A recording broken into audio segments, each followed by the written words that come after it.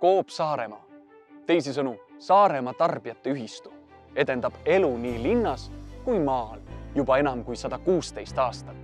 Viimaste aastate märkimisväärsemateks arendusteks võib pidada Coop Orissaare, Salme ja Kummeli konsumite valmimist, Coop rannakaupluse ja Saaremaa kaubamaja renoveerimisprojekte ning Leisi uue kaupluse rajamiseks planeeritavat investeeringut. Seda kõike läbi energiasäästlike, keskkonnasõbralike ja innovaatiliste lahenduste. 2007 tehti siis see maja, mis siin on ja midagi pole öelda.